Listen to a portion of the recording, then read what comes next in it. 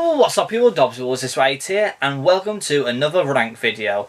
Well, as you guys been voting once again, you guys picked Kingdom Hearts next to be announced on what is my favourite and least favourite Kingdom Hearts game of all time.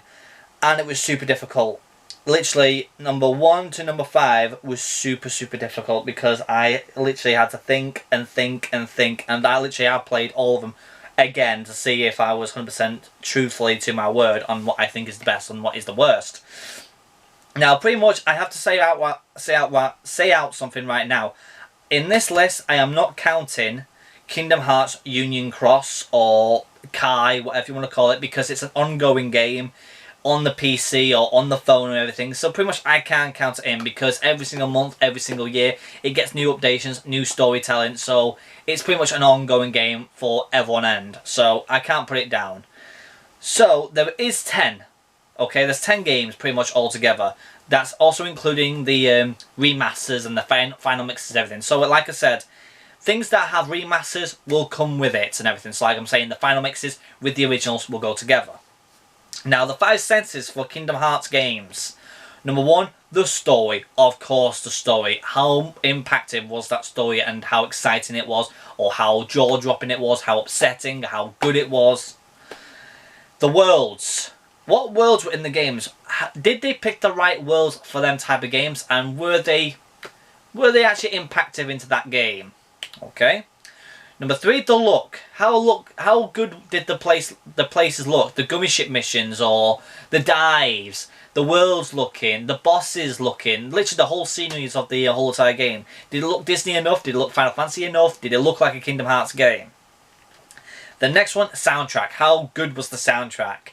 It's a very big point in for this one, absolutely.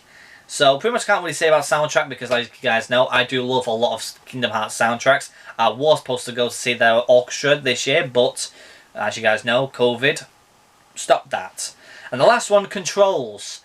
Are the controls smooth? Are they responsible enough to actually play the game smoothly and to actually play it on proud and everything without you screwing up any controls? So then, with that being said, like I said, Union Cross is not in this list because, like I said, it's ongoing. So let's stop jibber-jabbering, cue the music, hopefully non-copyrighted Kingdom Hearts music, and let's get into it. So my least favourite, number 10, Recoded. Now, there is a big massive reason for this, and one reason as well. Controls were terrible. I can tell you right now, the controls were god-awful. The look of the game was not really good at all. It was pretty much Kingdom Hearts 1, but with PlayStation 1 graphics and clunking controls. Soundtrack as well, I didn't like the soundtrack. It was too eerie and everything. It was like, it's like compared to Kingdom Hearts 2, to compare the PlayStation 2 Kingdom Hearts 1 music with Twilight Traverse Town, that do do do do do do do do, compared to the DS version on Recoded. Oh my god, it was horrible. The worlds, once again, like I said, it's pretty much Recoded is pretty much going into the same worlds in Kingdom Hearts 1. They looked good, but still, they could have done a lot more stuff into it, like put a new world in it or something. It was pretty much rehashing Kingdom Hearts 1, but for the story. The story, yeah. Really, the story was a massive letdown because it didn't really tell you a lot about Kingdom Hearts on what could happen next. We all know it was like a story about Thank Nominee's story and everything, like the story about that little tiny word. We already knew what that book was all about because of Chain of Memories, but they had to still add a little bit more to it, which I don't think it really needed to. If they could have concentrated on the black box in that game, I probably would have liked it more, but it was just so mishmashed up. And you're playing as Datasaur, which was super weird, but I can't say anything about it. That's my number 10. Number 9 is Chain of Memories. Now, please, guys, understand about this. Story, I do like the story. I really do. It's just that when... So this is... I don't want to spoil it for you guys. When you're in the Castle of Oblivion and you're going up to every single floor and you get a little cutscene, Donald, Goofy, and Sora saying the same things over and over and over and over and over and over again, it gets really a bit annoying Like, I'm forgetting everything. We fucking know you forget everything. It's Castle Oblivion. Oh, it was super annoying, but at the end of the day, at the end of the story, everything all got put together and everything. I liked at the end of the day. Worlds, pretty much it was the Kingdom Hearts 1 world minus Tarzan's world. I was quite annoyed that they didn't put Tarzan in it. Don't understand why still. I do not know why. Probably it might be because of Phil Collins. Maybe he has the copyrights for Tarzan's world, but I can't do anything about that. That's Square Enix's reason and Disney's. But either way, the main reason why about the worlds I was saying it's alright, it's because of the same thing as well, because of the look of the place. It was like a small, tiny version of Kingdom Hearts 1's worlds. It was really, really lackluster on a lot of the textiles of the area. The soundtrack, banging as always. Same thing. It had pretty much the same soundtrack as Kingdom Hearts 1, with a bit of Organization 13's music, which is really very nice. Controls. This is one big massive reason for it. The reason why I don't like Chain of Memories because of its controls is because of the freaking card part. The cards were super annoying. I did not like that at all. I preferred the normal standard hand-to-hand fighting combat and everything. But by fighting with freaking cards, it was like a cheap-ass version of Pokemon and Yu-Gi-Oh cards. It was super cheap. I understand why they did it, like Chain of Memories. You have to chain it with some cards and everything, but come on, they could have done it way better than that. So that's the main reason why it's number 9, Chain of Memories. Number 8, 358/2 days. Now, like I said, I love Roxas's story. And once again, 358/2 days is the story about Roxas, Xion, and Axel, and the Organization 13. So the story is solid. I really do love the story about what was Roxas doing in the organization, how did he become and everything, and how did Xion become and everything. World were pretty much all the same worlds in Kingdom Hearts 1 again, but with a slight twist with Twilight Town for Kingdom Hearts 2. And yeah, it's quite good. We had new Heartless in it, which was cool. A bit of the Nobodies, but many of the Heartless and everything. Look, once again, it was just like Recoded because it was on the Nintendo DS. So it would be a little bit clunky, but it was a lot better and smoother because they had a lot more effort into their story. And thankfully as well, when they remastered it as a cinematics for the PS4, it looked way more cleaner. But still, I still wish that they brought it back as a fully fledged remastered gameplay one, not as a cinematic. That was a little bit annoying. Soundtrack, ace. Soundtrack was amazing. The controls, I really do like the controls and everything. And also with the controls as well, you get to play as Roxas, Xion, Sora, Donald, Goofy, all the rest of the Organization 13 members. That is a plus amazing. That is really good on what they've done for that. So, but pretty much though, I can't really look for it. The worlds and the look was a bit of a downer for me. Number 7, Melody of Memories. The brand new Kingdom Hearts game that just came out. Now, why is this quite low and it's not in my top 5? Well, first off, the story. Pretty much, it's a memory story. Like I said, it's Melody of Memories. You're remembering on what happened in all the rest of Kingdom Hearts. That's good if people don't remember the story or they're starting the Kingdom Hearts right there and then. That's good. But for me, who knows the story from the back of their hand, it was a bit okay. But the ending, like I said, was amazing. That was the thing that paid off for me. Worlds, fantastic, because like I said, it was music from all the worlds. Good choices. Very good choices, to be honest, including the Secret Boss music. The look, the cinematic song melodies were good. The look of the characters were good. The melody parts when you're fighting the enemies were good. They really did pull it out of the bag. Soundtrack, like I said, the music was fantastic. The controls, sometimes they did lack sometimes. Every time when I hit a button, even when you saw me in the live stream, I was hitting the button and it did not respond. That was a bit of a bummer for me because I was doing so well with a lot of songs and then all of a sudden I hit one button and it says good and it's not an excellent. That really hurts because I did so well and I did not get the 100%. It was super annoying. But either way, I can't really complain a lot about it. It's a good game. I definitely encourage you guys to play it. But yeah, definitely would say if you guys are into your fighting games, you might want to miss this one out. But do be warned, you will miss out a lot of bit of detail in the final bit of the game.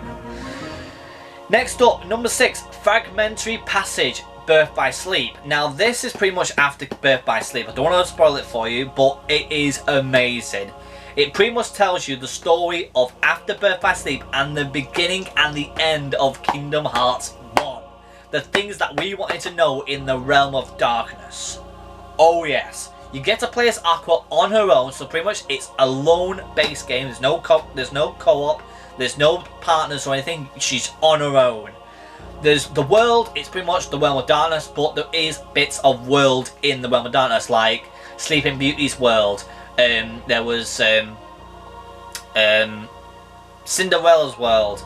There was Snow White and the Seven Dwarfs world. Little bits like that, and my god, it was really good, and the detail was fantastic. It was short, don't get me wrong, the game was very short. Probably you could beat that game in a matter of less than 2 hours, maybe an hour if you're really good at it. Soundtrack amazing. For what they had for what they only had to play that game was ace. Look, smooth, beautiful. It was pretty much ready for the PS4 version of Kingdom Hearts 3 because it was literally looked like Kingdom Hearts 3, but it had a little bit of de-rendering, but it was still, it was beautiful. Controls, smooth as anything. Really smooth. There was nothing wrong with the controls whatsoever. Literally, you hit that button responds. You hit one button, the other button responds. If for some weird reason, if your buttons were not responding, there's definitely something wrong with your controller. Because every time I played it, I aced it all day long. It was that good. Number 5, Dream Drop Distance, the Kingdom Hearts 3D on the 3DS. Now this game is awesome, and I'm also including as well the remastered version on the PS4 and everything. Story fantastic. You're pretty much diving into Sora's dreams and Riku's dreams, going into new worlds. Oh, it was good. It was pretty much the build up to the final game of Kingdom Hearts 3. It was such an anticipated game that I've been wanting to play for so long, and it was the only game that I wanted to get when I got the 3DS. I was not caring about any other Pokemon games. That was the first game I got and literally played it till I literally finished everything. Worlds, spot on. In fact, new worlds pretty much. Nearly every single world was new except for I think about 2 worlds, which was Traverse Town and the World That Never Was. Either way though, it was fan-freaking-tastic. Really good. The diving simulator was great because it was not like the gummy shit, because you had to go ahead and like, it was pretty much like skydiving pretty much, and I like that because it would contrast it with the 3D. It was super nice, super smooth. The look, like I said, if you had it in 3D, yes, you may get a bit of eye straining, like I've been having for many years, but I digress, I get used to it. Playing that game in 3D was so good and a lot of fun. Sometimes I had to turn it up because my eyes was getting sore, but when it had in 3D was ace. Really good. Soundtrack was good for a 3DS game, and you guys know how well soundtracks are like on 3D games. Really, sometimes they can be very good, or sometimes they can be really bad. But that one was really good. Controls, smooth for a 3DS game. Super smooth. And with it, like, free running, free diving, free jumping. It was like Assassin's Creed on speed on the 3DS. It was crazy on the stuff that you were doing as Sora and Riku. So definitely I would encourage you guys to definitely try and get that on your PS4 or on your 3DS if you do have one. Number 4, Kingdom Hearts 1. Now, pretty much the start of it all, where it all started 18 years ago. Story was standard. Like I said, it was the start of everything. Sora, Riku, Kairi in the Destiny Islands, wanting to leave that and go and see new worlds. The Heartless come, they take everybody away. The worlds are starting to deteriorate and split off from another world. Sora meets Donna and Goofy for the first time, they get the Keyblade, they go to all different worlds, and finally you get to freaking go to Tarzan's world, which was awesome. And it was the only time we got to go and see Tarzan's world, only once. And that's why it's quite hard, because I love Tarzan a lot. The worlds were perfectly picked for the very first game. You had Hercules' world, you had Alice in Wonderland, Tarzan, Traverse Town, Aladdin, Monstro, which is Pinocchio, Little Mermaid, Hollow Bastion, the End of the Worlds, Peter Pan. Did I say Peter Pan? Nightmare Before Christmas, and I think that was all of them. There was quite a few worlds, and for Kingdom Hearts 1 game, for the very first time to see if it worked, it definitely did pay off, and the look was good too. Soundtrack, like I said, smooth, awesome. I can't really say about the soundtracks because they're pretty much nowadays now, from 4 to 1, they're pretty much fantastic. Controls, sometimes they did not respond. It's because mainly of the limit forms and the summonings were quite irritating a bit, but probably because as well as the magic. Magic was quite an irritating thing about it. There's something about it that I did not like.